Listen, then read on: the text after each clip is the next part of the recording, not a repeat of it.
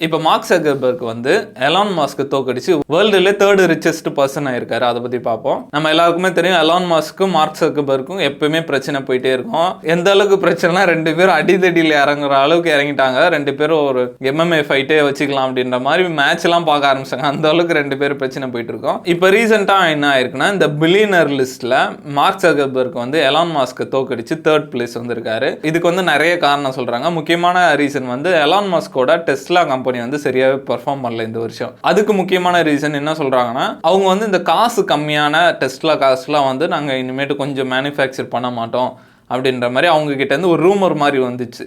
அதை பார்த்துட்டு மக்கள்லாம் வந்து ஐயோ இது வேலைக்கு ஆகும் போல டெஸ்லா ஷேர்ஸ்லாம் விற்க ஆரம்பிச்சிட்டாங்க. ஆனால் எலான் மஸ்கே சொல்லியிருந்தாரு இல்லை அது அந்த மாதிரி நாங்கள் ஸ்டேட்மெண்ட் எதுவும் சொல்ல அப்படின்னு நம்ம சொல்லியிருந்தாரு. அது மட்டும் இல்லாமல் டெஸ்லாவோட டெலிவரி சதவீதம், டெஸ்லா கார்ஸோட டெலிவரி சதவீதம் வந்து ட்ராப் ஆகிட்டே வருது அப்படின்னு நம்ம சொல்கிறாங்க. யாருமே இப்போ கார் வாங்குறது இல்லை, ட்ராப் ஆயிடுச்சு அப்படின்னு நம்ம சொல்கிறாங்க. ஷேர் வந்து பயங்கரமாக இறங்கிருச்சு. டெஸ்லாவோட ஷேர் மட்டும் 34% வந்து இந்த வருஷம் இறங்கிருச்சு. அதே மாதிரி மெட்டாவை பொறுத்த வரைக்கும் பார்த்தா அவங்களுக்கு 48% சர்ஜ் ஆயிருக்கு ஷேர்ஸோட ப்ரைஸு. இது இப்போ தான் ஃபர்ஸ்ட் டைம் கிடையாது. இதுக்கு முன்னாடியே மார்க் ஜக்கர்பர்க் வந்து தோக்கடிச்சிருக்காரு. அப்போனா 2020 மார்க் ஜக்கர்பர்க்கோட வேல்யூ வந்து 105 பில்லியன் இருந்தது. எலான் மாஸ்கோட வேல்யூ வந்து 102 பில்லியன் இருந்தது. இப்போ இருக்க நெட்வொர்த்தோட வேல்யூ வந்து 186 பில்லியன் இருக்கு மார்க் ஜக்கர்பர்க்கு.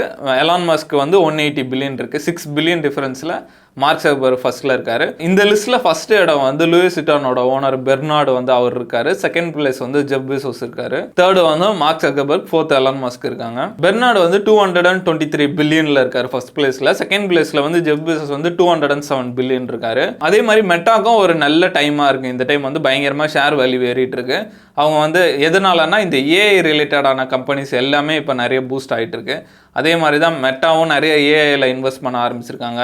அவர் ரீசெண்டாக அந்த VR கிளாஸ்லாம் விட்டுருந்தாங்க, அதுவும் பயங்கர ஹிட் ஆச்சு. அவர் வந்து இந்த ஆப்பிள் விஷன் ப்ரோவோட இது நல்லா இருக்கு அப்படின்ற மாதிரி பயங்கர கான்ட்ரவர்சிலாம் இருந்தது. அந்த மாதிரி தொடர்ந்து அவங்க ஏஐல கான்சென்ட்ரேட் பண்ணுறதுனால அவங்களோட வேல்யூலாம் வந்து ஏறுது அப்படின்னு நம்ம சொல்கிறாங்க. இப்போ டெஸ்லாவை பொறுத்த வரைக்கும் பார்த்தோன்னா கார் கம்பெனின்றது வந்து ரொம்ப கஷ்டமான விஷயம்னே சொல்லலாம். வேர்ல்டுல 2 கம்பெனிஸ் தான் வந்து பேங்க்ரப்ட் ஆகாத கம்பெனிஸ்னு வாங்க. ஒன்று டெஸ்லா, இன்னொன்று ஃபோர்டுன்னு வாங்க. ஃபோர்டே நம்ம பார்த்துட்டு இந்தியாவிலேருந்துலாம் எடுத்துகிட்டு போயிட்டாங்க. இப்போ திருப்பி வரதா சொல்லிட்டு இருக்காங்க. அந்த அளவுக்கு கார் பிஸ்னஸ் பண்ணுறதுன்றது அவ்வளோ கஷ்டமான விஷயம். நிறைய கம்பெனி வந்து மூடிட்டு போயிட்டாங்க. முன்னாடியெல்லாம் சொல்லுவாங்க அந்த எலான் மாஸ்க் வந்து அந்த டெவலப் ஆகிட்டு வர ஸ்டேஜில் வந்து காசே இல்லையா, கொஞ்சம் காசு தான் இருக்குது. ஒன்று அந்த காசை எடுத்து டெஸ்லாவில் போட்டு டெஸ்லாவை காப்பாற்றணும், அப்படி இல்லைன்னா ஸ்பேஸ் எக்ஸில் போட்டு ஸ்பேஸ் எக்ஸை காப்பாற்றணும். என்ன பண்ணலான்னு இருக்கும்போது எதாவது ஒன்று தான் காப்பாற்ற முடியும்னாங்களாம். இவர் என்ன பண்ணாரு, ரெண்டுத்துலேயும் கொஞ்சம் கொஞ்சம் எடுத்து போடுவோம், ஆனால் ரெண்டுமே தோற்றுருவோம் அப்படின்னு நம்ம சொன்னாங்க. சரி தோத்தாலும் பரவாயில்ல அப்படின்னு ரெண்டுத்துலேயும் எடுத்து போட்டு ரெண்டுமே கம்பெனி ஒரு வழியாக டெவலப் பண்ணி எடுத்துகிட்டு வந்துட்டாரு. டெஸ்லாலாம் பீக்கில் இருந்தது போன வருஷம், அதுக்கு முன்னாடி வருஷம்லாம் வந்து எங்கே பார்த்தாலும் அந்த ஆட்டோ பைலட்டு அப்படின்ற மாதிரி ரொம்ப இதுவாக இருந்தது. இப்போ எல்லா கம்பெனியும் வந்து ஆட்டோ பைலட் அந்த மாதிரி கொண்டு வரணும். டெஸ்ட்லா கொஞ்சம் கொஞ்சமாக மவுஸ் குறையுதுன்னு நினைக்கிறேன். இந்த விஷயம் வந்து எல்லா ஃபீல்ட்லேயும் நடக்கிற ஒரு விஷயம் தான். அதெல்லாம் பார்க்கும்போது ஆச்சரியமாக இருக்கும். இப்போ ரொனால்டோலாம் ஒரு 17 வருஷம் 15 வருஷம் நம்பர் 1ல இருக்காருன்னா அது சும்மா சாதாரண விஷயம் கிடையாதுல்ல. எவ்வளோ காம்படிஷன் இருக்குது. அந்த ஃபர்ஸ்ட் பிளேஸை தக்க வச்சுக்கிறது வந்து அவ்வளோ கஷ்டமான விஷயம்.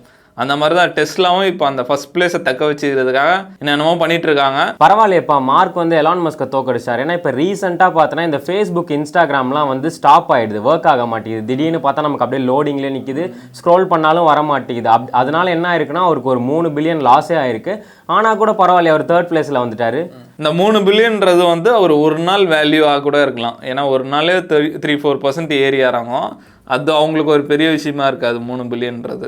சொன்ன மாதிரி எலான் மாஸ்க் வந்து கொஞ்சம் கஷ்டமான சூழ்நிலையில் தான் இருக்காரு. இப்போ நம்ம ஆஃபீஸில் ஒரு சின்ன வேலை, நம்ம சேலரி மேட்டரே நம்மளுக்கு இவ்வளோ பெருசாக இருக்குது. இப்போ ஒரு பெரிய பிஸ்னஸ் மேனு 30% வேல்யூ இறங்குது. எவ்வளோ பேர் அவரை நம்பி இருப்பாங்க, சம்பளம் கொடுக்கணும், அந்த கம்பெனியை காப்பாற்றணும். அதெல்லாம் நினச்சாலே அவருக்கு எந்த மாதிரி ஸ்ட்ரெஸ் இருக்கும், அந்த மாதிரி நினச்சாலே பயங்கரமாக இருக்குது. இது ஒன்றும் அவருக்கு ஒரு பெரிய சேலஞ்சாக இருக்காது. ஏன்னா அவர்லாம் எவ்வளோ பார்த்துட்டாரு.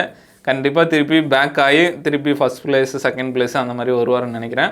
என்ன நடக்குது நம்ம வெயிட் பண்ணி பார்ப்போம்.